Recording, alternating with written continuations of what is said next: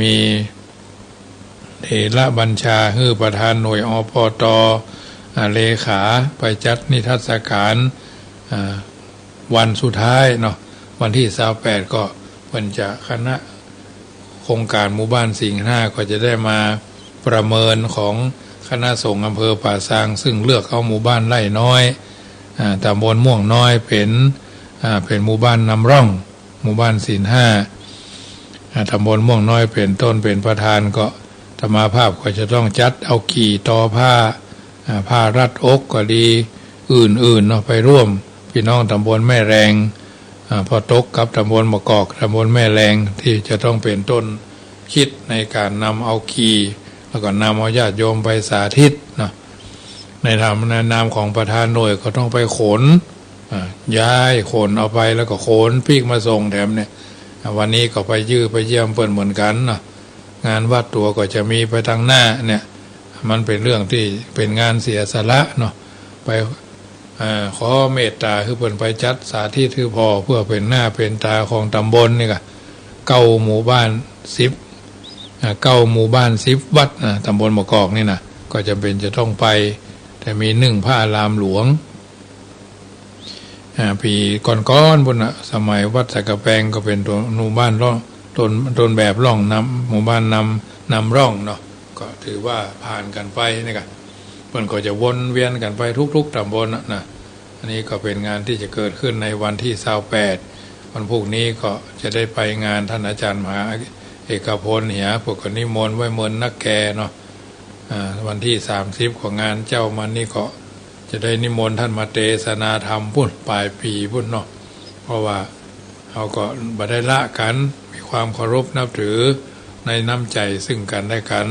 ก็ท่านอาจารย์มหาเอกพลก็ถือว่าเป็นเนื้อเชื้อไขของพี่น้องชาวละปูนเนาะเป็นมหาปรริญญาได้ถึงเนนเนาะนี่ก็เป็นที่น่าชื่นชมอนุโมทนาไว้ณที่นี้โดยเนาะมาเบื้องแรกนี้พร้อมกันแล้วจะได้นำพาญาติโยมกราบพระไหว้พระโยขันแก้ว5 โกฏาแล้วก็ถวายสวดมนต์พุทธคุณธรรมคุณสักเล็กน้อยแล้วก็จะได้อู้ธรรมะเป็นลำดับไปเนอะกราบ1กราบ2กราบ3กราบ4กราบ5อรหังสัมมาสัมพุทโธภควาพุทธังภควันตังอภิวาเทมิกราบสวากขาโตภควตาธัมโมธัมมังนามัสสามิกราบสุปฏิปันโนภควโตสาวกสังโฆสังฆังนะมามิกราบมาตาปิตุคุณังอหังวันตามิกราบคุณูปการีวันตามิกราบพระพุทธกราบพระธรรมกราบพระสงฆ์กราบระลึกถึงคุณพ่อคุณแม่กราบระลึกถึงคุณของครูบาอาจารย์ต่อไปก็โยขันแก้ว5 โกฏาเนอ โยพุทโธอันว่าพระพุทธเจ้าตนได้โลกุตตโมตนพระเสริฐอุดม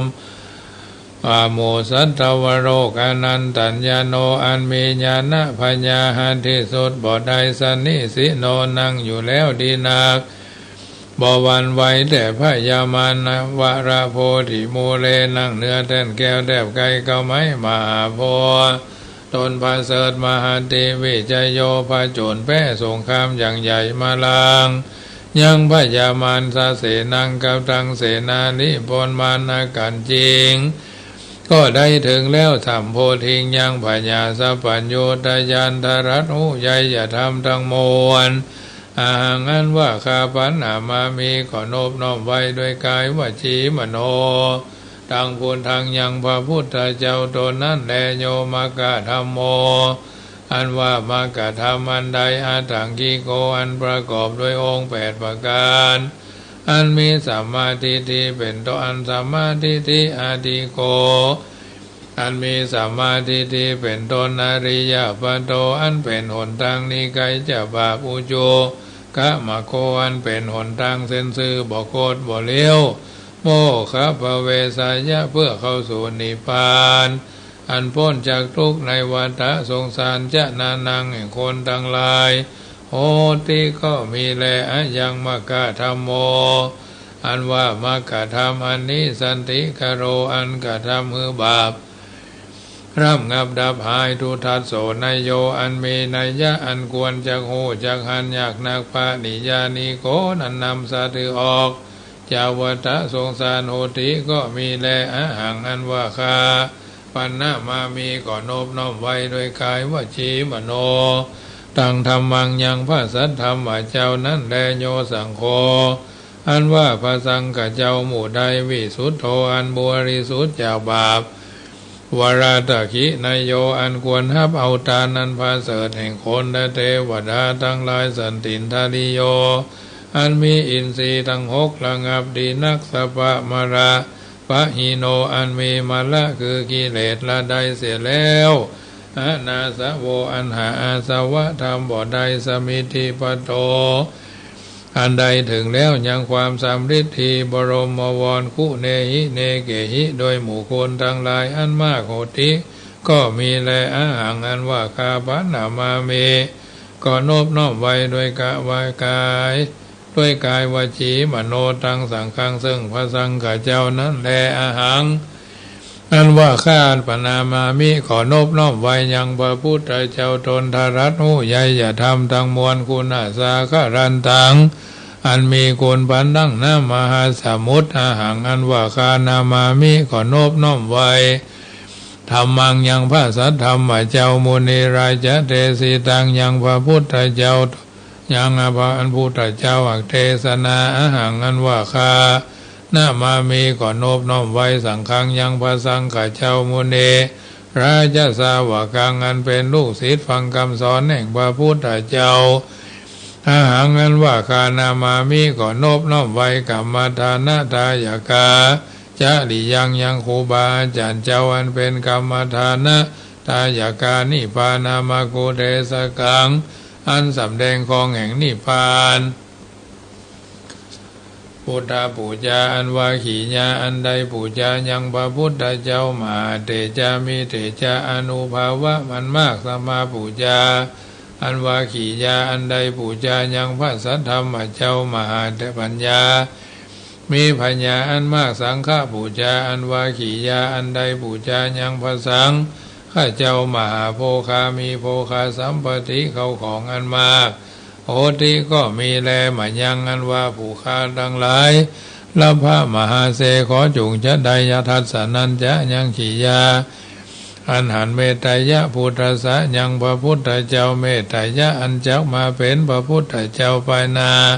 พุทโธอันว่าพระพุทธเจ้าเมตตาโยตนชื่อเมตตายะเทวปูจิโตอันคนและเทวดาทั้งหลายหากปูจาอนุปัจจโตบ่เกิดมาเถื่อนยาว่าตราบใดที่มีอามายังอันว่าผู้ค้าทั้งหลายสั่งสารันโตพิแม่นทวนเทวไปมาคือตายแล้วเกิดเอากำเนิดหลายที่สั่งสาเลในวัฏสงสารมกามามหาเสขอจุงจะได้ถึงคือว่าขออย่าได้เกิดอบายเยในอบายทุกขติคือนรกเป็นเปรตเป็นสัตว์เดรัจฉานตราบใดอิมินารูปะบูภาราชา การวะกับเมนาโดยกรรมอันใดปูจาการวะโดยธูปโดยเทียนเข้าตอกดอกไม้อันนี้เธอจงเป็นปัจจัยค้ำจูได้นิพพานโหตุจงมีโนแก่ผู้ค้าทั้งหลายนิจังเที่ยงแท้แด่เธอนะโมตัสสะภะคะวะโตอะระหะโตสัมมาสัมพุทธัสสะนะโมตัสสะภะคะวะโตอะระหะโตสัมมาสัมพุทธัสสะนะโมตัสสะภะคะวะโตอะระหะโตสัมมาสัมพุทธัสสะพุทธังสรณังกัจฉามิธัมมังสรณังกัจฉามิสังฆังสรณังกัจฉามิทุติยัมปิพุทธังสรณังกัจฉามิทุติยัมปิธัมมังสรณังกัจฉามิทุติยัมปิสังฆังสรณังกัจฉามิตติยัมปิพุทธังสรณังกัจฉามิตติยัมปิธัมมังสรณังกัจฉามิตติยัมปิสังฆังสรณังกัจฉามิสรณะกามนัง พุทโธสัพพัญญูตัญญโนธัมโมโรกุตโรนาวาสังโฆมคาภรโตจาอิเจตังรัตนะตยังเอตัสสะอนุภาเวนะสัพพะอันตรายโยวินาสันตุโนติปิโสภะคะวาอรหังสัมมาสัมพุทโธวิชาจารณะสัมปันโนสุขโตโลกวิทูอนุตตโรโพธิสัตธรรมสารถิสัตตเตว่ามนุสสนังพุทโธภะคะวะติสวากขาโตภะคะวะตาธัมโมสันทิฏฐิโกวากาลิโกเอหิปัสสิโกโอปัญญิโกปัจจตังเวทิตาโพวิญโยหิติสุปฏิปันโนภะคะวะโตสาวกสังโฆอุจจุปฏิปันโนภะคะวะโตสาวกสังโฆยายาปฏิปันโนภะคะวะโตสาวกสังโฆสามิจิปฏิปันโนภะคะวะโตสาวกสังโฆยะติตังจัตตาริปุริสายุคานิอัฏฐปุริสาภุคาราเอสะภะคะวะโตสาวกสังโฆอะหุนายโยปะหุนายโยตักขินายโยอัญชลี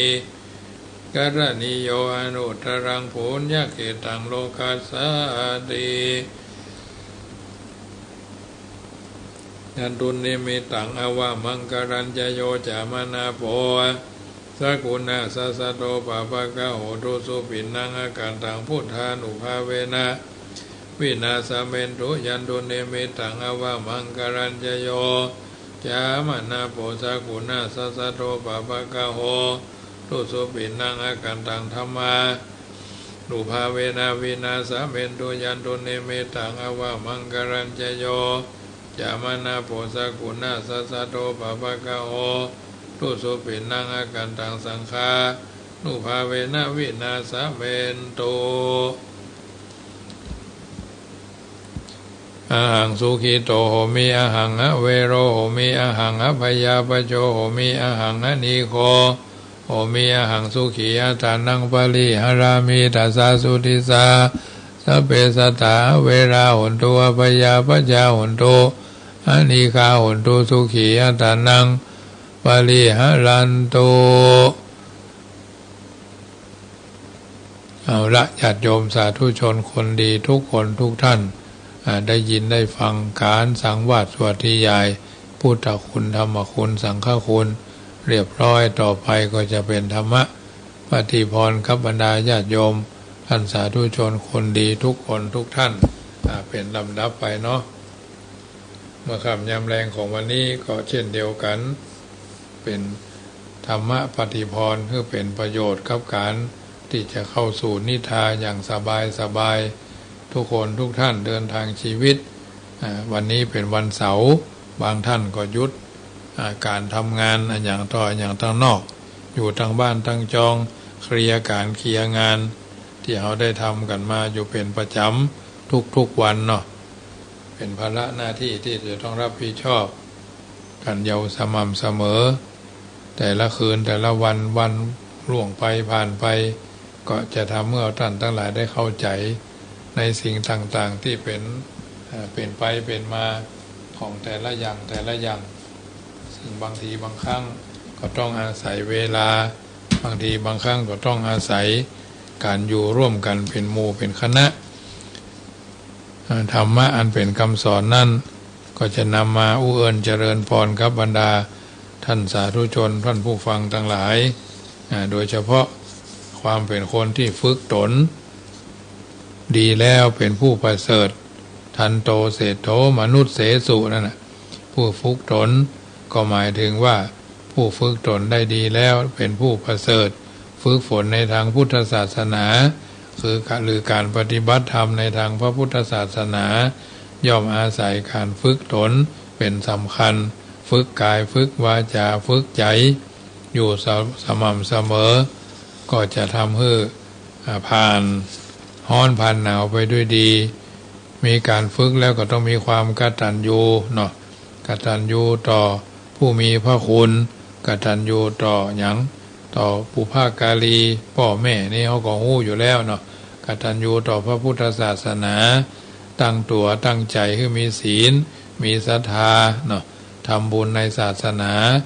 ไปแสวงหานอกเขตศาสนาบัดเนรคุณสิ่งที่เพิ่นทำกันมา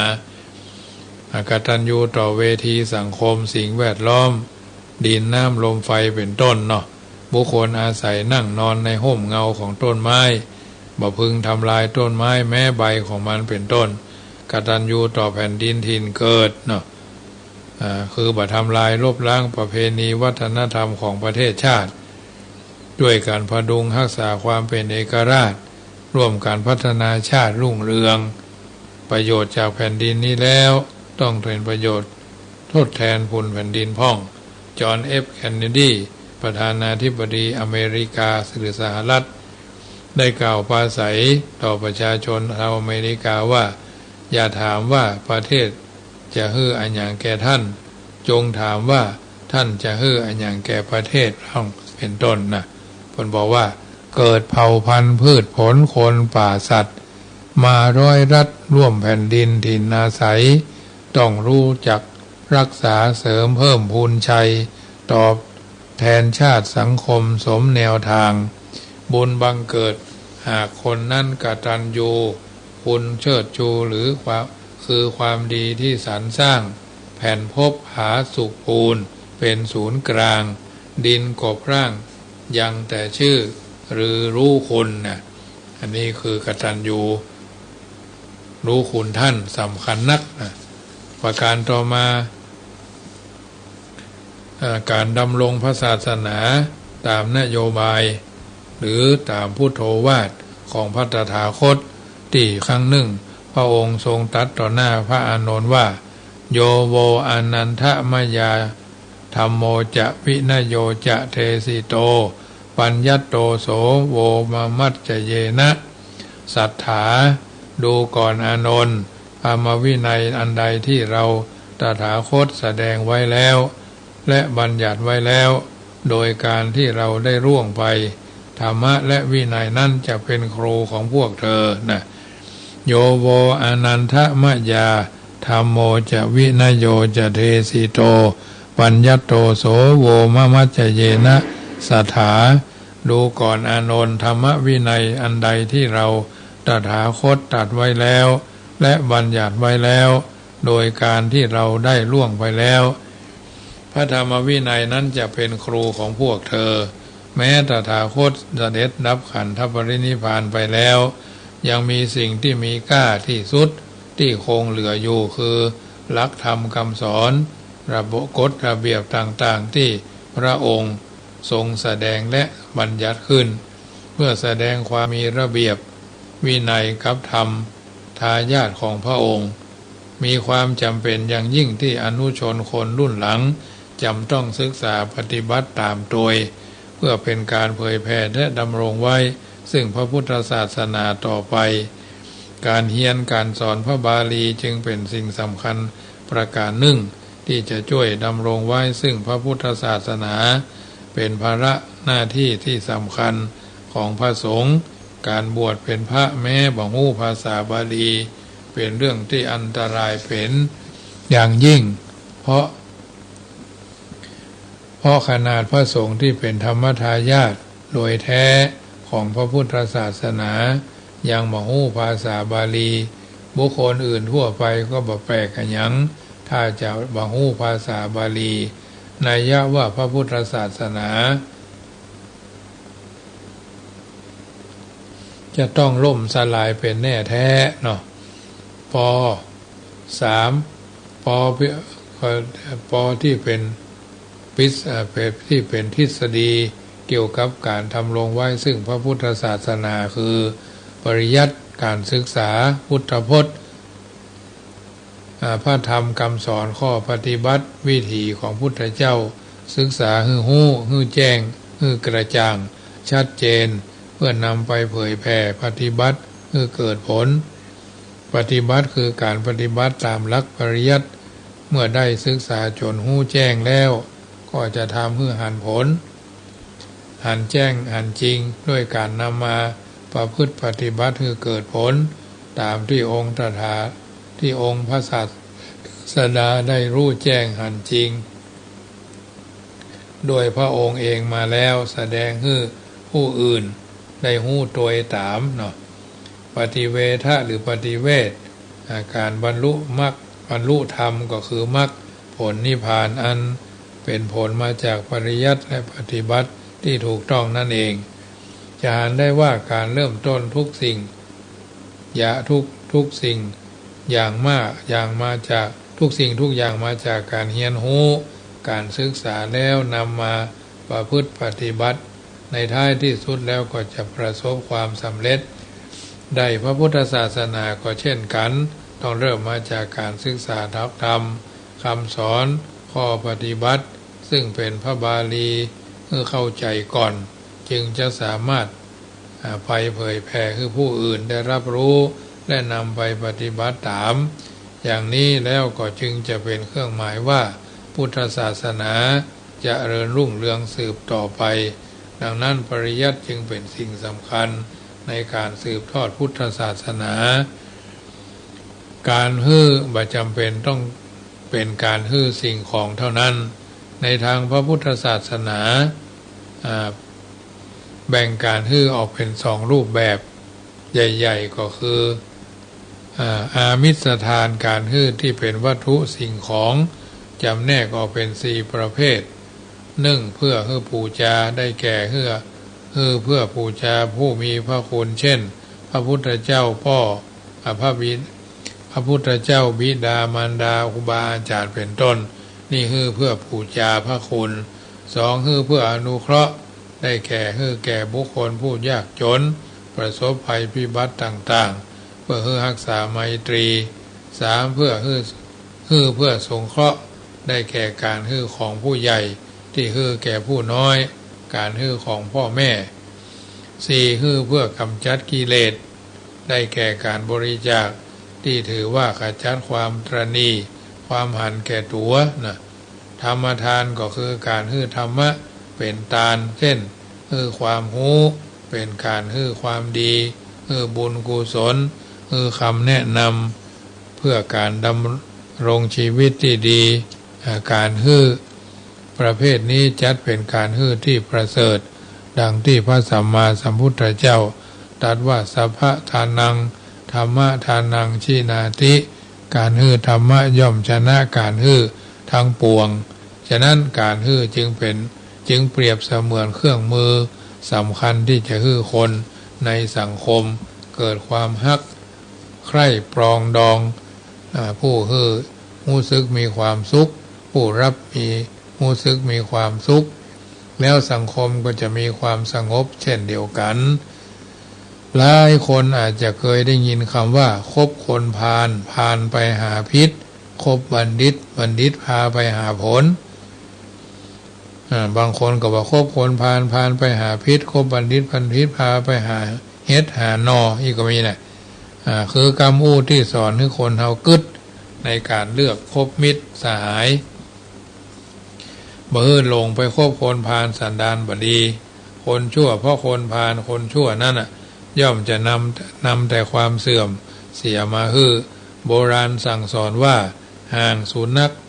เว้นหมาพอศอกเว้นวอกพอวาเว้นคนพาลาห่างโยชน์เพราะอยู่ไก่คนพาลแล้วต้องเดือดเนื้อห้อนใจ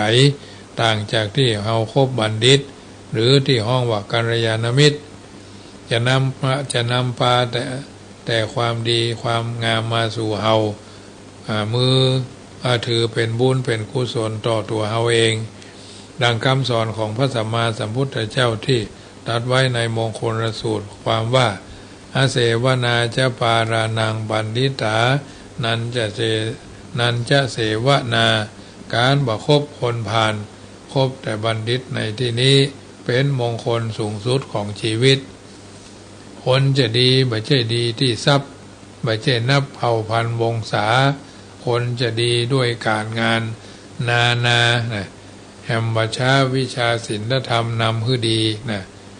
ความดี6ระดับก็คือดีระดับต้นการคิดดีทำดีอู้ดี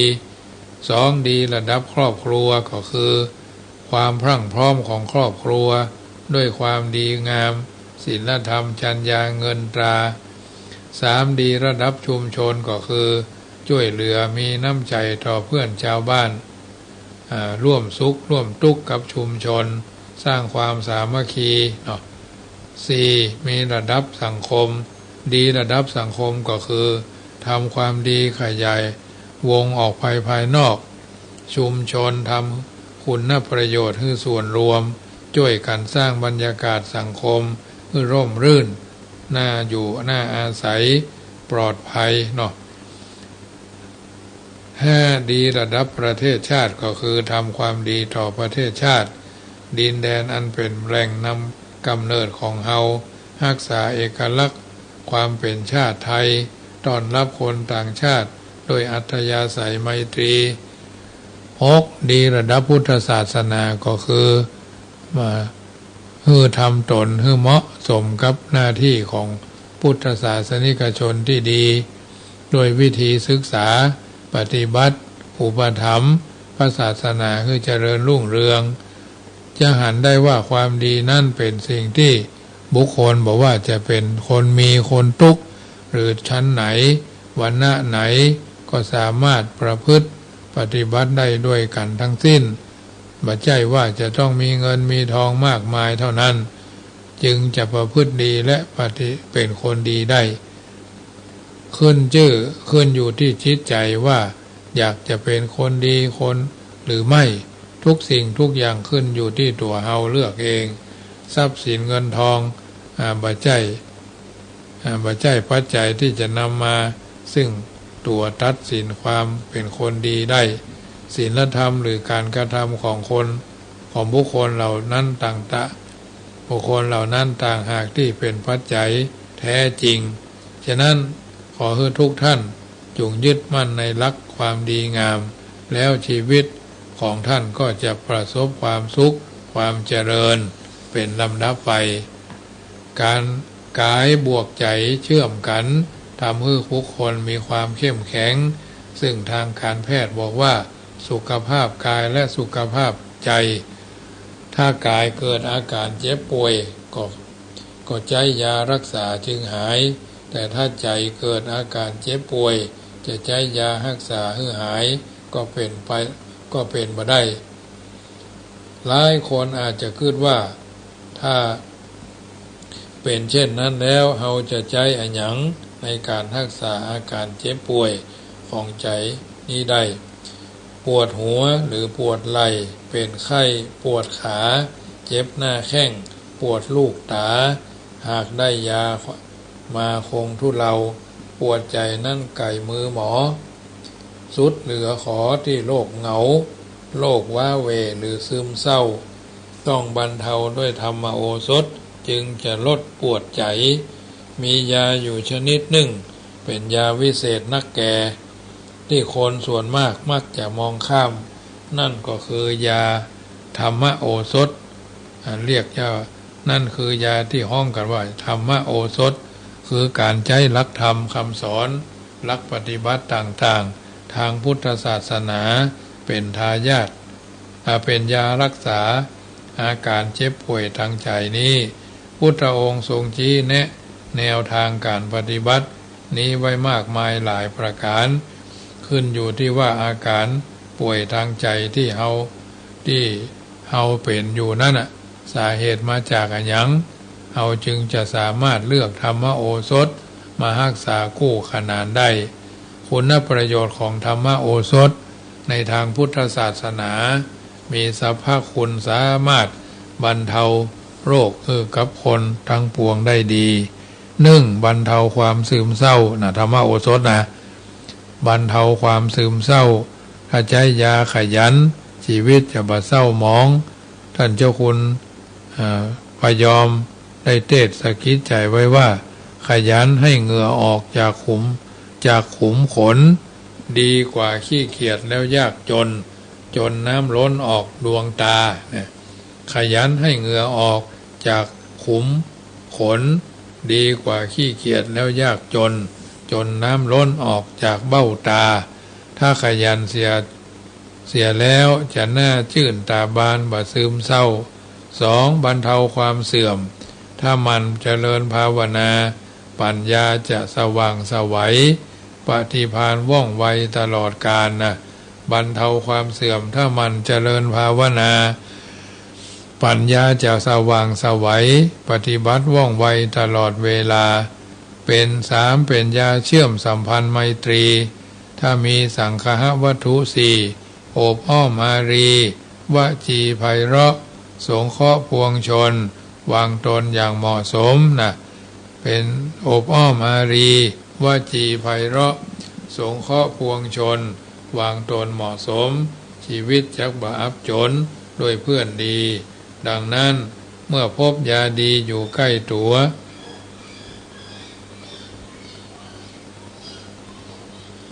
ขนาดนี้แล้วทำไมไม่ลองหันมาใช้ธรรมโอสถนี้บำบัดรักษาอาการเจ็บป่วยทางใจกันพ้องญาติโยมทั้งหลายมีคำอู้ใจฮือชวนคิดว่าจ้างตายได้งาป่าตายได้จีนเสือตายได้หนังนะจ้างตายได้งาป่าตายได้จีนเสือตายได้หนังประโยชน์ที่บ่งบอกถึงความมีประโยชน์ของสัตว์แต่ละประเภทมนุษย์เขาเป็นสัตว์ประเสริฐแล้วได้อย่างเอาไว้พ้องเขาจีนไอ้แก้วไว้เขาจีนตาสาไว้ยายสาไว้นะบ่มีญาติโยมมนุษย์เป็นสัตว์ประเสริฐมีสติปัญญาล้ำเลิศจะมีใหญ่เป็นคูณเป็นก้าแทนตัวเฮาเมื่อถึงคราวต้องจากโลกนี้ไปสัตว์ตายนั้นได้มูลค่าคนตายเฮาจักคุณค่านะสัตว์ตายนั้นได้มูลค่าคนตายต้องฮู้จักคุณค่าสมเด็จพระสัมมาสัมพุทธเจ้าตรัสเอาไว้บอกถึงประโยชน์ที่มนุษย์ควรสร้างคุณค่ากับตัวเองไว้2ประการคืออัตตหิตาประโยชน์ที่ทำเพื่อตัวเองได้แก่การศึกษาการหาความรู้ประสบการณ์เพื่อความเจริญก้าวหน้าของตัวเก่าและนำไปพัฒนาสังคมประเทศชาติต่อไปปรหิตาปฏิบัติก็คือปฏิบัติคุณประโยชน์กับคนอื่นสังคมประเทศชาติเป็นการทำให้บุคคลอื่นมีความสุขจากการกระทำของเราดังที่พระบาทสมเด็จพระเจ้าอยู่หัวทรงสร้างความสุขคือกับประชาชนทำให้ประชาชนมีความสุขพร้อมที่จะพัฒนาประเทศชาติต่อไปฉะนั้นขอให้ทุกท่านลองย้อนปิกไปดูตัวของเราเองก่อนว่าเราได้ทำประโยชน์2ด้านเอาไว้มากน้อยแค่ไหนเนาะในโลกนะได้ให้โลกจารึกจดจำคุณงามความดีของเราไว้แล้วหรือยังถ้ายังก็บ่ควรจะรอช้าเพราะอนาคตเป็นสิ่งบ่แน่นอน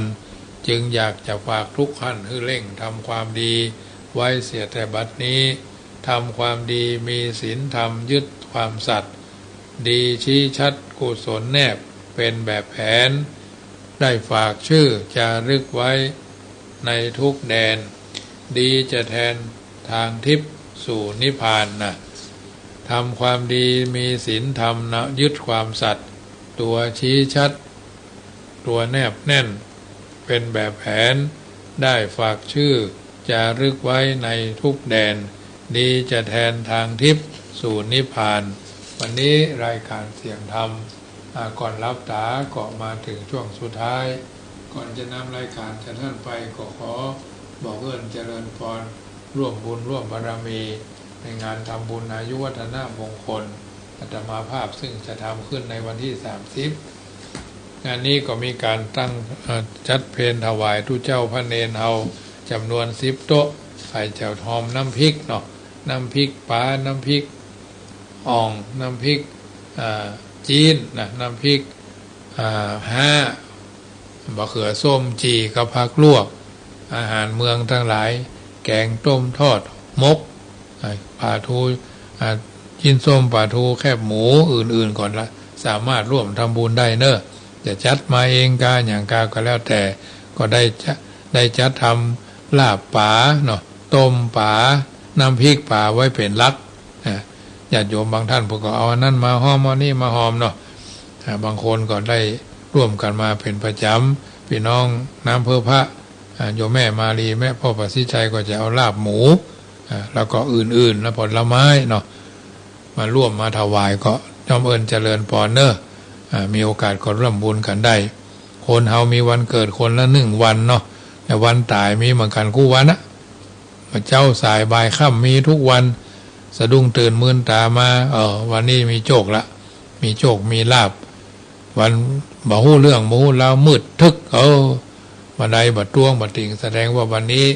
เราหมดเขตแล้วนะหมดบุญแล้วนะเป็นต้นฉะนั้นมีโอกาสก็ร่วมกันเนอะส่วนสังฆทานก็มีญาติโยมที่เพิ่นหอมกันมาก็หลายท่านได้แจ้งความประสงค์เอาไว้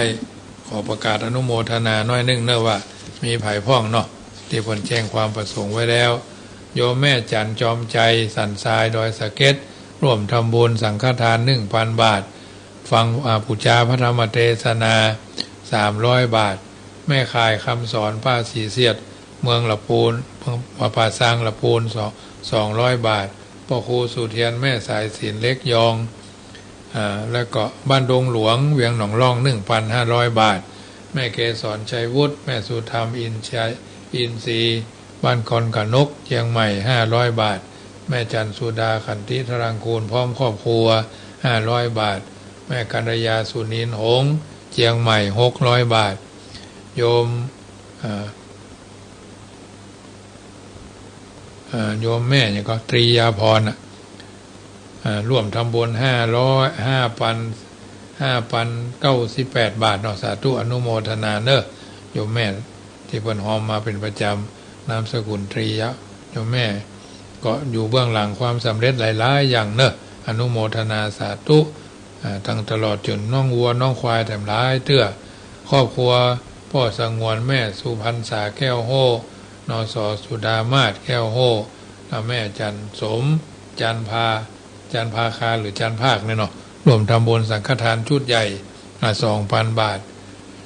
พ่อประสิทธิ์ชัยแม่สุมาลีกัญญาน้ำเพื่อพระ 1,000 บาทอันนี้รายชื่อรายนามที่เพิ่นแจ้งความประสงค์มาแล้วเนาะโยมแม่พ่ออ้ายแม่แก้วลูนหีบทอง300 บาทเนาะอันนี้อนุโมทนาเนอะเอาช่วยกันไปใครที่เกิดปีมะโรงเนาะปีมะโรงทุกท่านจู้ใหญ่น้อยใจยิงบ่ต้องหอมกันนักแต่ขอให้หอมกันหลายๆคนละเล็กคนละน้อยเนาะการทำบุญนี่ก็ถือว่าธรรมาภาพก็เริ่มทำตั้งแต่ปี2551เป็นต้นมาจนกระทั่งถึงวันนี้เนาะเริ่มแรกก็อายุ40ปลายเนาะ40ปลาย50ปลายก็มาเป็นลำดับทั้งนี้ทั้งนั้นก็เป็นสิ่งที่นำมาซึ่งความผาสุกร่มเย็นกตัญญูต่อพ่อต่อแม่ต่อเจ้ากรรมนายเวรบ่เกิดไม่เกิดวันที่30นี่ก็9:39ก็เริ่มทันทีเนาะจะมาขี้ตนมาขี้ตนก็ถือว่าเฮานิมนต์แล้วถึงเวลาปุ๊บก็ทำปั๊บมีพ่อครูอ้วนพ่อนาน74มาเป็นภิกขาจารย์คือตัวเนาะนี่ก็น้อมเอิญเจริญพรเนอะท่านที่เกิดปีมาลงมาบ่ได้ก็ส่งปัจจัยมา1 บาท2 บาท10 บาท20 บาทกันตามลำดับไปเนาะวันนี้รายการเสียงธรรมก่อนรับตาก็มาถึงช่วงสุดท้ายบุญขีนบุญตาลท่านกล่าวเอาไว้ว่ากุศลผลบุญบ่ได้ลบลี้จักห่มพกเก้าทุกคนเป็นเขินกายฟ้ามหากุศลเป็นสะเภายนต์ขี่ข้ามน้ำกว้างบุญกินบุญตาลที่เฮาได้สร้างเป็นตุงนำตางจ้องจักบ่ได้ตกโจมแดนอัตตคัดที่พระพุทธเจ้าบอกไปจะเป็นเข้าทิพน้ำทิพปัจจัยติดตัวเฮาไปชาตินี้ชาติหน้าเป็นหอวิมานรอเฮาอยู่ท่าตามผาธนากึดไว้ปลาตัวหลวงจ้างตายน้ำตื้นบ่เหมือนปลาน้อยซิวไฮตัวใหญ่แท้ๆบ่แป้น้ำไหลจ้างหุ่มถูกใส่ตายเพื่อซ่อล่อได้หันได้หูได้อู้ได้เขียนได้ห้ำได้เฮียนวิชาเอกอ้างได้ใจสติปัญญาฝ่าฟันสรรสร้างหากินตามทางมนุษย์บ่โกงไผกินถือศีลพระพุทธสุจริตสู้ชีวีถึงโจรยากไร้จงฮักในศักดิ์ศรีหวังทำความดีไว้สืบไปหน้า การเรื่องความหูเปิ้งครูบาอาจารย์เรื่องกินเรื่องทานเปิ้งบุญตู้เจ้าเรื่องเก่าเรื่องหลังหวังเปิ้งคนเท่าที่สมควรเฮาไข่หูล้อมหัวให้สวนเปิ้งลักกะตู้ก็หันจากมั่นสมควรผักกาดนอกฮีผักจีนอกสวนมันสมเปิงควรกับลาบป่าซอยพระเปิ้นทูลหัวพระตัวบ่ไหวหนีจากแสงไฟต่ำก้อยหวังไปเปิ้งแสงแมงก้าตัวน้อยหานจักเปิ้งเพ่งป้อยดีกาเหมือนเต่งไข่มดตกลงวังป่าจักปิกคืนมาเป็นไปบ่ได้เป็นไปบ่ได้ค่ำคืนวันนี้รายการเสียงธรรมก่อนรับตาประจำคืนของวันเสาร์อาตมาภาพพระมหาประสิทธมาพินันโทผู้เอิญเจริญพรอัตถธรรมคำสอนเมื่อท่านสาธุชนได้ยินได้ฟังอยู่ทางบ้านก็มอบเป็นปฏิพรกับทุกคนเนอะบุญใดกุศลใดอันเป็นของดีบุญนั่นกุศลนั่นจงเป็นชัดแก้วพิดานคำคลี่มงบังเมื่อท่านทั้งหลายอยู่สุขสบายกันทั่วหน้าน้ำธรรมคำสอน 84,000 พระธรรมขันธ์เลือกสรรเอาสิ่งที่ดีอันว่าดีก็ทำกันอย่างต่อเนื่องอันใดบ่ดีก็พยายามลดละเลิกไปตามสภาวะการที่เราจะกระทำบำเพ็ญให้เป็นไปฉะนั้นวันนี้รายการนี้ก็เป็นส่วนหนึ่งที่นำเอาอรรถธรรมคำสอนที่บรรดาญาติโยมสาธุชนที่ได้ยินได้ฟังเป็นประจำมอบเป็นปฏิพรกับทุกคนนำไปเป็นข้อเตือนจิตสกิจใจเป็นลำดับไปเนอะวันนี้อาตมาภาพพระมหาประสิทธมาพินันโทดำเนินรายการเสียงธรรมก่อนรับตามาก็สมสมัยได้เวลาจะขอนำรายการจากท่านไปก่อนรัตนัตยานุภาเวนะรัตนัตยเตชะสาพุทโธบังซ้ายธัมโมบังขวาสังโฆบังกายาอะระหังบังเกสาอะระหังพุทโธนะโมพุทธายะอายุวันโนสุขังปะลังทองสุขกราบเรียนถามท่านพระอาจารย์มั่นว่าขณะนั้นท่านอาจารย์ได้กำหนดดูจิตมันบ้างหรือเปล่าครับว่าช้างตัวนั้นมันนึกอะไรบ้างเพราะตอนแรกมันทำท่าทางตึงตังราวจะขยี้พวกเราให้แหลกละเอียดไปในขณะนั้นแต่พอทราบเรื่องแล้วกลับรีบหันหน้าเข้ากอไผ่เอางายาวๆสอดเข้ากลางกอไผ่และยืนนิ่งเหมือนสัตว์ที่ไม่มีวิญญาณทำไมจะไม่กำหนดดูมันเล่าแม้แต่เรื่องเล็กๆน้อยๆเช่นนกและลิงเรายังกำหนดดูมันในบาง